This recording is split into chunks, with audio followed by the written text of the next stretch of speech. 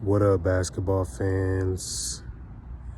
It's been a crazy day in the NBA world. The trade deadline has passed. We're seeing a lot of moves, none bigger than the James Harden Ben Simmons swap. So just real quick, I just want to go on the defensive real quick.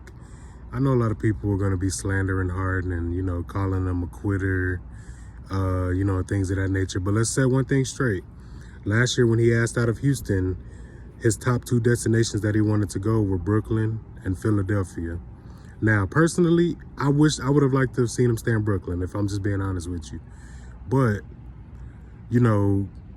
clearly this is where he wanted to be. He wanted to play with a dominant player like Joel Embiid.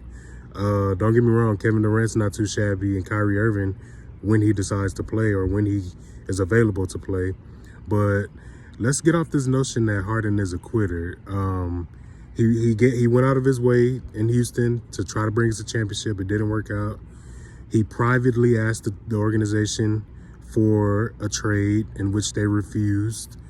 So he did what he had to do to get traded. With this latest situation, I think it's more so maybe he was growing frustrated with having to carry the load once again, with KD being injured and Kyrie Irving with his part-time status. Who knows? We really don't know. But I think at the end of the day, this was a good move for both sides. I think both teams actually got better. The Sixers didn't have to give up Tyrese Maxey or Matisse Thybulle, which are two integral parts of their team. Both of those players are young. Maxey is a good scoring guard. He can facilitate. Thybulle is a good defensive player who can guard wings and smaller players. So I think both teams actually got better. Now, with that being said, Harden's obviously going to have to bring it in Philly. Him and Embiid are going to have to mix and mesh well and quick, which I think they can do so. Because we saw once Harden got to Brooklyn, he was able to adjust his game pretty quickly to playing with two other stars. So this notion that he's a selfish player, I think is just completely false and fabricated. The ironic part about him being a quitter, quote unquote, is the fact that he was traded for a guy who refused to play because his teammate and his coach criticized him in ways that he needed to improve his game. So he just flat out refused to play. So this notion that Harden is a quitter, he's still giving you 22, 8, and 10 assists this year, which is either leading the league or second in the league behind Chris Paul in assists. I'm not quite sure right off the top of my head, but he still was carrying the load for Brooklyn. He still played more games than Kyrie and KD with Brooklyn this season. So I feel like the notion that he's a quitter is kind of unfair. Call me biased. I'm a Harden fan. I've always have been, and I will continue to be.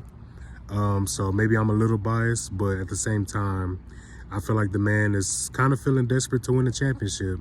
When he looks around the league at his other counterparts, as far as his superstars, when you talk about LeBron, KD, Kyrie, Steph, Clay, Kawhi, all those upper echelon, Giannis, all those upper echelon guys have a championship, and James Harden is still chasing that. So with that being said, I feel like maybe he felt like in Brooklyn with Kyrie being part-time and KD having this injury where he's going to be out for an extended stretch, maybe he just felt like that, it was time to move on.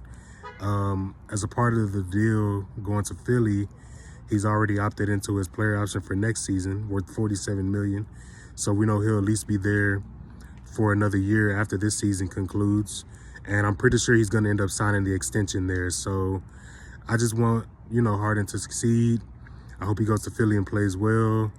I still got love for Brooklyn. I think Brooklyn cleaned up in the trade also, getting Ben Simmons, Andre Drummond, Seth Curry.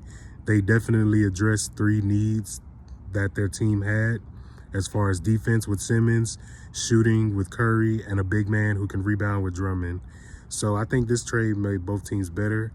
They play on March 10th in Philadelphia, so hopefully everybody's healthy. There's nobody load managing, and there's no COVID sickness, so that everybody can play.